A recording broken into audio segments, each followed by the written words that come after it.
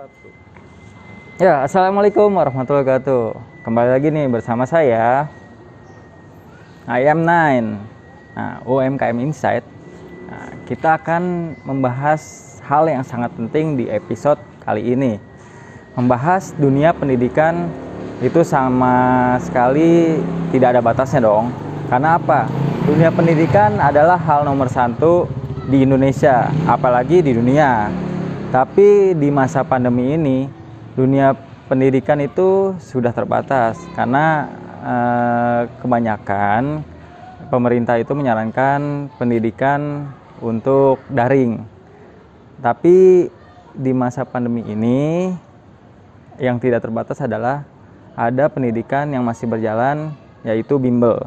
Nah, bimbingan belajar ini yang akan mengajak teman-teman kalian atau memang anak-anak di rumah untuk mengisi waktu luangnya, apalagi membantu para orang tua. Langsung aja yuk kita cek ceritanya.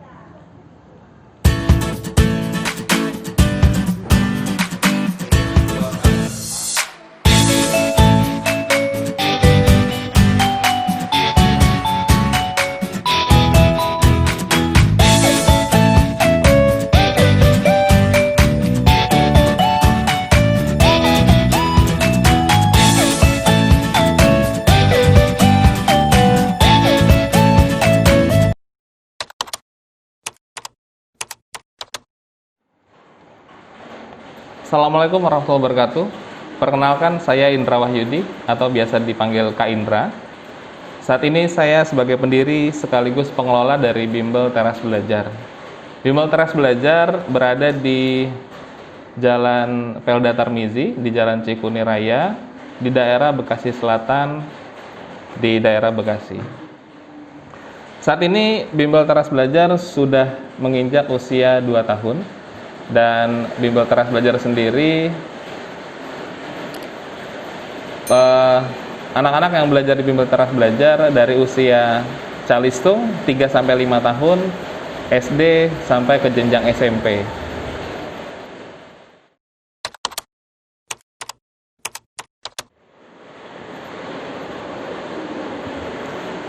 Jadi awal mula Bimbel Teras Belajar berdiri, awalnya dulu istri dan juga saya mengajar beberapa bimbel dan juga mengajar privat untuk anak-anak sekolah di daerah Jakarta Barat. Namun setelah kami pindah ke daerah Bekasi atau ke daerah tempat tinggal kami saat ini, kami melihat ada celah ataupun ada peluang yang bisa kami isi menjadikan sebuah bisnis pendidikan menjadi alternatif kami untuk menjalankan bimbel ini. Untuk awalnya bimbel kami hanya menerima siswa usia ataupun jenjang SD saja. Namun sampai saat ini kami sudah menjalankan dari jenjang calistung ataupun usia belajar usia dini untuk baca, tulis dan juga hitung dari usia 3-5 tahun dan bahkan sampai ke jenjang SMP.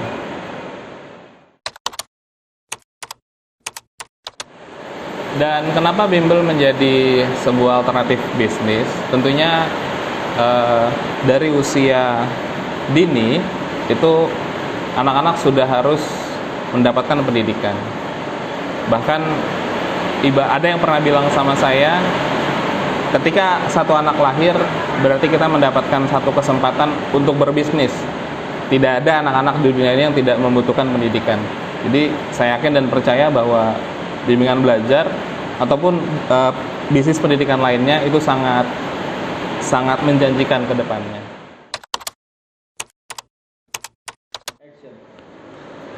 Jadi kenapa bimbel atau bimbingan belajar? Pada saat saya masih tinggal di Jakarta Barat bersama istri saya. Sebelumnya istri saya juga dan saya mengajar di beberapa bimbel di daerah Jakarta Barat. Dan juga ada mengajar privat juga. Jadi dari sana kami tergerak untuk lebih melebarkan sayap dalam arti ternyata banyak sekali anak-anak yang membutuhkan pendidikan. Ketika kita pindah ke daerah Bekasi, di Bekasi Selatan di sini, ternyata lebih miris lagi gitu. Pada saat kita buka kurang lebih baru sekitar 1 atau 2 bulanan, itu yang daftar banyak anak-anak yang masih belum lancar untuk membaca, ada yang masih sama sekali tidak tahu huruf gitu. Untuk selebihnya banyak yang tidak mengerti tentang materi-materi sekarang. Itu bahkan ada yang di usia atau di jenjang SMP untuk yang masih belum lancar untuk membacanya. Jadi ternyata pendidikan di luar sekolah itu juga amat sangat penting. Itu yang menjadikan kita menjadi sebuah beban moral tambahan untuk membantu anak-anak di paling tidak di sekitar wilayah sini untuk mendapatkan pendidikan ataupun menaikkan taraf pendidikan yang lebih baik. Jujur ketika kami tahu bahwa usia SMP tidak lancar membacanya, bahkan ada yang tidak tahu huruf, kami seperti berada di sebuah pedalaman yang jauh dari kota. Padahal daerah Bekasi hanya berbatasan 1 garis dari Jakarta. Ternyata pendidikannya sangat timpang. Walaupun kami juga kurang mengetahui apakah di Jakarta juga ada yang seperti ini kondisinya, apalagi di masa pandemi. Selama libur di masa pandemi, kurang lebih anak-anak tidak ke sekolah kurang lebih sekitar 5 bulan untuk sampai saat ini. Itu berarti 5 bulan anak-anak tidak bertemu dengan huruf, dengan kata, dengan kalimat, dengan pertanyaan. Banyak yang masih menjalankan sekolah daring, tapi yang saya tahu, yang saya dapatkan informasi hanya sekolah daring isinya hanya anak dan orang tua berantem. Jadi tidak mendapatkan pendidikan yang semestinya. Jadi menurut saya pribadi untuk sekolah daring itu sangat tidak efektif. Kalau misalkan efektif, tentunya orang tua tidak perlu menyekolahkan anak. Sekolah sendiri di rumah sama orang tua gitu kan. Jadi selain mendapatkan ijazah, ternyata sekolah tatap muka juga sangat penting. Karena anak-anak bisa mendapatkan situasi belajar. Dan itulah yang kami tawarkan kepada warga sekitar di daerah Bekasi Selatan ini untuk mendapatkan pendidikan di masa pandemi ini dengan tentunya protokol kesehatan yang ketat kami jalankan. Setiap anak yang masuk wajib menggunakan masker ataupun face shield. Tentunya ketika masuk mereka harus cuci tangan. Selepas mereka belajar mereka juga harus cuci tangan. Kami berharap dengan apa yang kami sediakan, anak-anak dapat menaikkan taraf pendidikan mereka supaya mereka tidak tertinggal jauh dari kota yang padahal Bekasi juga masih kota yang bisa bersaing ke depannya, apalagi di masa globalisasi saat ini. Dalam pendidikan kelas 3 atau 4, dalam buku temanya ada tentang globalisasi. Dan saya pikir untuk saat ini pendidikan di Indonesia tidak mempersiapkan pendidikan kita ke taraf globalisasi. Hanya dibahas dalam sebuah buku tema saja. Sedangkan untuk pendidikannya, untuk kesiapan anak-anak untuk menghadapi globalisasi sepertinya masih jauh dari tahap siap untuk menghadapi globalisasi. Jadi tentunya saya harap tidak hanya bimbel teras belajar, tapi juga bimbel-bimbel lain ataupun guru-guru lain yang masih berada di luar sana, yang masih aktif mengajar ke sana kemari, yang tetap mengajarkan anak-anaknya. Kami sangat support dan kami sangat bangga terhadap guru-guru ataupun siapapun orang di dunia pendidikan yang karena di dalam dunia pendidikan bukan hanya masalah bisnis, tapi juga tetap kembali ke hati nurani kita.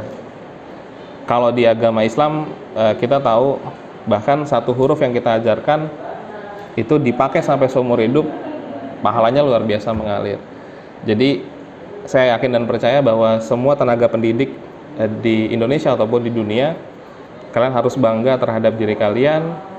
Selain kalian membantu untuk mencetak anak-anak yang pintar dalam arti pintar akademik, juga saya harap teman-teman bisa mendorong mereka pintar dalam segi emosional ataupun spiritualnya juga.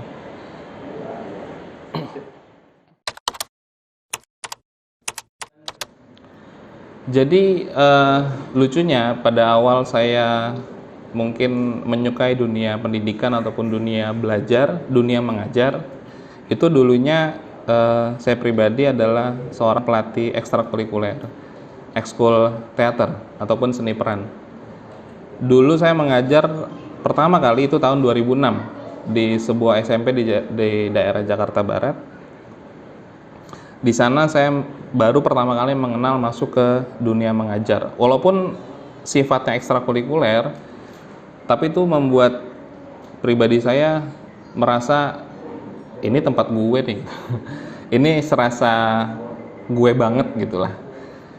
Jadi pada waktu itu kurang lebih ada 80 siswa yang ada di dalam ekskul itu, campur antara ekskul seni tari, seni teater, dan juga seni gambar. Nah, di situ adalah awal mula saya tertarik dan juga ketagihan untuk mengajar. Ternyata menyenangkan sekali. Menyenangkan ketika apa yang kita berikan ke anak-anak itu bisa didengar, menyenangkan ketika mereka bisa memahami apa yang kita berikan, menyenangkan ketika mereka bisa mengapresiasi ataupun mengekspresikan apa yang kita perintahkan. Karena di teater tentunya banyak praktek. Jadi pada saat itu barulah saya ketagihan untuk mengajar. Awal mula dari teater, jadi sebelum bimbel ini, setelah saya mengajar di beberapa ekskul, akhirnya saya mendirikan sebuah sanggar. Namanya Sanggar Teater Anak Nusantara atau disingkat Teras. Jadi saya sangat suka nama Teras.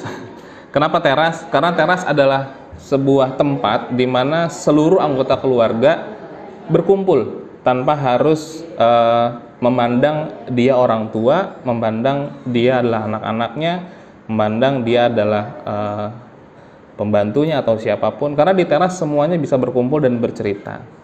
Jadi saya sangat menyukai nama Teras. Akhirnya saya bisa gunakan kemana-mana. Sanggar Teater Anak Nusantara disingkatnya Teras. Jadi saya mendirikan sebuah sanggar itu kurang lebih tahun 2013 dan masih berjalan sampai saat ini. Untuk Teras atau Teater Anak Nusantara sendiri kurang lebih sudah 8 pementasan tunggal yang kita jalankan, dan untuk 8 pementasan itu kita selalu membawakan cerita rakyat Nusantara ataupun cerita rakyat dari Indonesia. Kenapa cerita rakyat? Nah, ini adalah ada sisi pendidikannya juga. Pada waktu kami ingin membuat sebuah pementasan, saya coba melakukan survei kepada anak-anak waktu itu. Kira-kira cerita apa yang bisa kita angkat gitu. Akhirnya dari cerita rakyat yang kita tawarkan, banyak sekali yang tidak mengetahui cerita rakyat. Ketika kita bahas tentang cerita pertama kali yang kita bahas waktu itu, kita pentaskan Malin Kundang. Mereka asing sekali dengan istilah pantai air manis. Itu sebuah ataupun pantai air manis adalah pantai di mana cerita ataupun legenda Malin Kundang itu berada.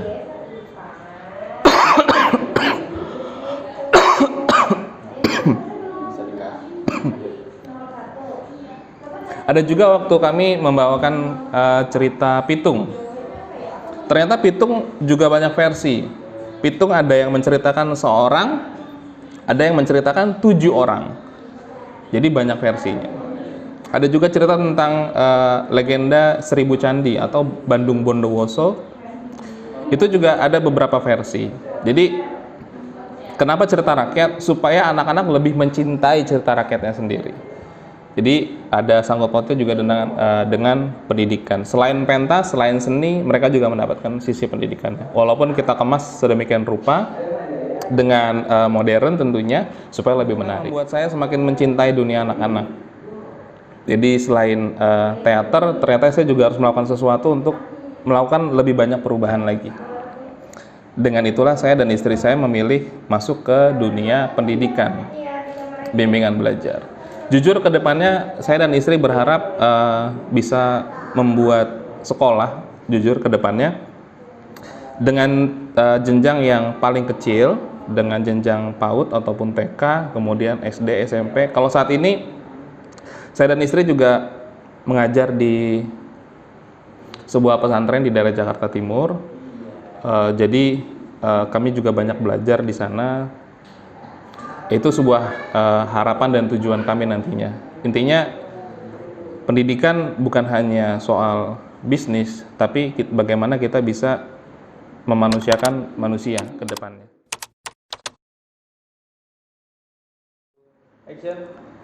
Jadi kalau bicara soal suka dan duka, tentunya saya nggak pengen membahasakan ini sebagai duka. Saya pengen membahasakan ini sebagai tantangan. Karena ketika kita bisa loncat ke sebuah tantangan yang satu, akan diberikan tantangan yang lain untuk bisa menjalankan ataupun berjalan lebih jauh. Jadi pada saat kita mau memulai bimbel ini, menurut saya ini sebuah kejadian yang lucu. Jadi waktu itu saya resign dari kantor karena satu dan lain hal. Jadi tabungan kita juga nggak banyak karena kita juga bukan orang yang suka nabung, lebih baik menikmati hidup. Dengan sisa uang yang ada, kita harus nyewa sebuah tempat untuk bikin bimbel. Yang harusnya, misalnya katakanlah 30 juta misalnya untuk sewa tempat.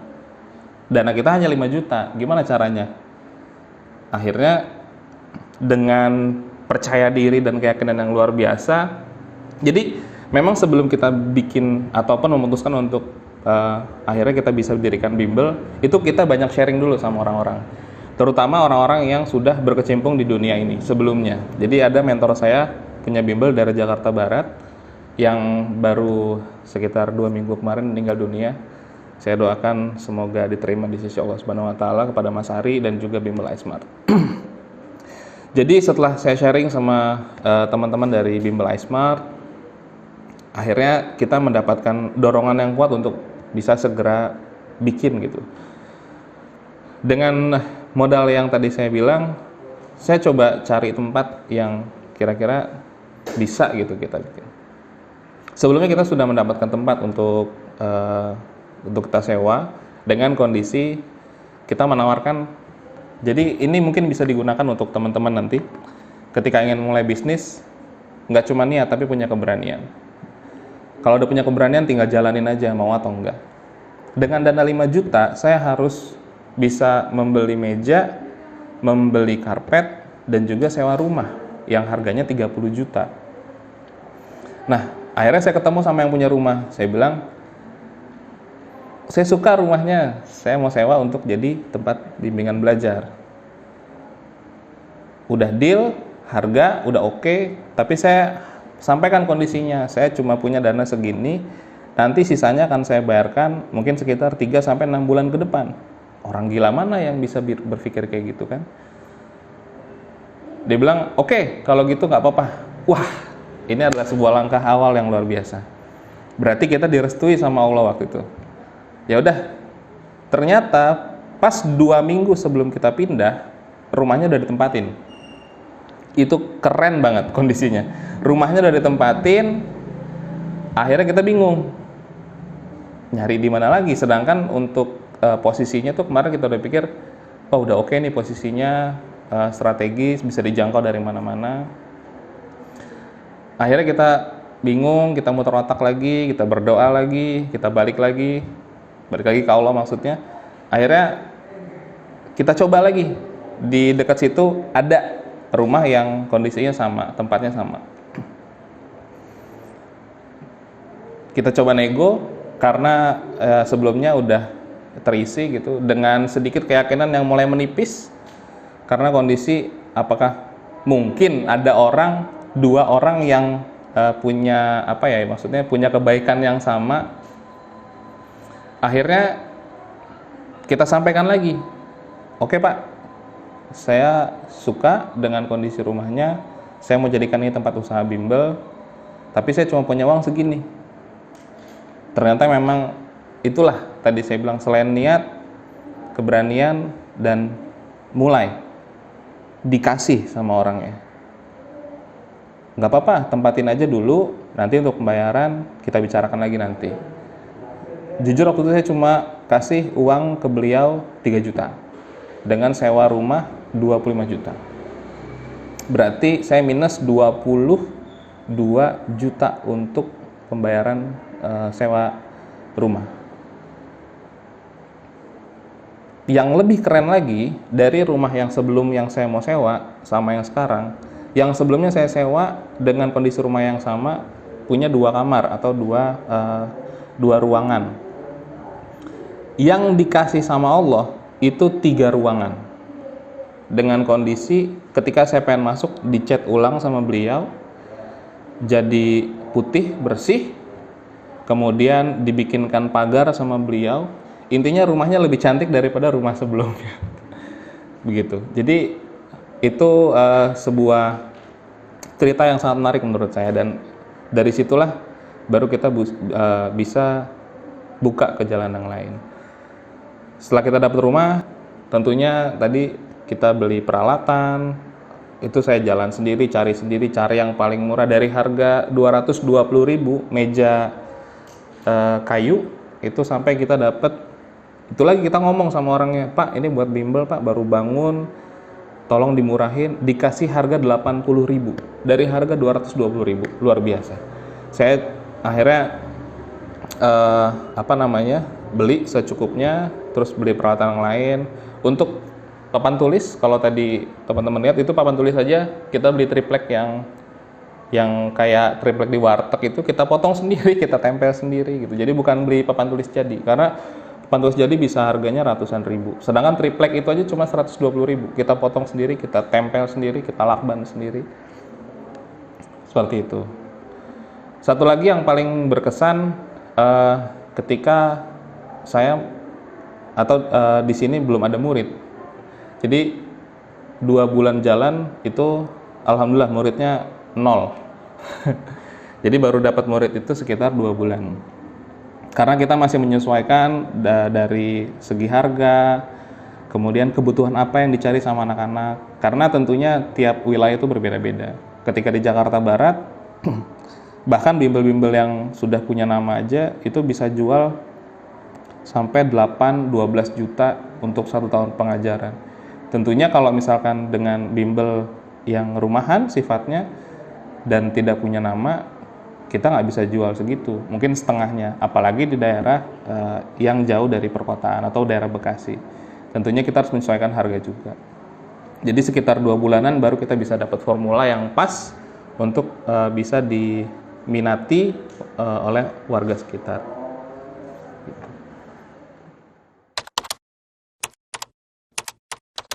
Jadi sobat kreatif, tentunya di dalam ataupun di saat kita ingin memulai sebuah bisnis, tadi seperti yang saya bilang sebelumnya, yang pertama selain ada niat, kita punya keyakinan, baru kita bisa menjalankan. Tapi modal yang paling utama sebelum niat adalah pengetahuan. Jadi jangan sampai sobat kreatif ingin memulai sebuah bisnis apapun itu tanpa pengetahuan yang cukup baik. Jadi kalau misalkan selain misalnya nggak cuma bimbel gitu, misalnya kalian pengen atau sobat kreatif pengen buka bisnis makanan, kuliner, atau mau bisnis pendidikan, kita harus pelajari dulu apapun itu yang sobat kreatif inginkan gitu. Bisnis apa yang kalian inginkan, jadi kita pelajarin dulu. Karena itu sangat penting untuk mengembangkan bisnis kita. Karena di bisnis selain kita menolong orang, tentunya di bisnis itu kan menolong sifatnya, menolong konsumen. Yang kedua, menolong partner. Partner ini bisa, kalau di bimbel kita ada rekan-rekan guru, kita bisa membuka lapangan pekerjaan untuk guru. Kalau misalkan teman-teman bisnis kuliner ada yang kerja, jaga atau jaga toko atau jadi waiters, tentunya kita bisa menolong orang-orang tersebut. Jadi supaya kita bisa lebih enak nolongnya, kita harus pelajarin dulu. Jadi jangan sampai 1-2 bulan kita bisnis terus kita tutup. Selain menghabiskan modal, itu juga sangat merugikan kita karena modal kita habis, dan tentunya kita makin bingung bisnis apa yang bakal kita jalanin. Jadi kalau udah nentuin satu bisnis, kalian pengen jalanin, pelajarin, eksekusi langsung. Jangan sampai nunggu apapun, nunggu modal, nunggu apa gitu. Eksekusi dulu, jalan dulu. Kalau misalkan kalian butuh partner yang memang kuat, cari partner yang kuat. Memang kadang ada yang nggak bisa jalan sendiri, harus cari partner. Di teater saya juga ada beberapa partner saya yang harus saya gandeng untuk bisa terus berjalan. Di bimbel ada istri saya dan juga rekan-rekan guru. Bisnis apapun itu kalau kalian mau jalanin, pelajarin dulu. Jadi udah dapat ilmunya, baru kalian kuatin niatnya. Oke, ini bisnis yang saya mau coba. Kedua, eksekusi. Begitu, begitu. Ya, dari Bimbel Teras Belajar dan juga Teater Anak Nusantara, saya pengen berpesan untuk UKM Insight. Dua kata, jangan lelah. Jangan lelah untuk memberikan inspirasi untuk banyak orang, jangan lelah untuk berkreativitas, jangan lelah untuk mensupport orang-orang yang UKM Insight temukan dimanapun mereka berada, karena support yang UMKM Insight berikan sekecil apapun itu berdampak besar untuk mereka.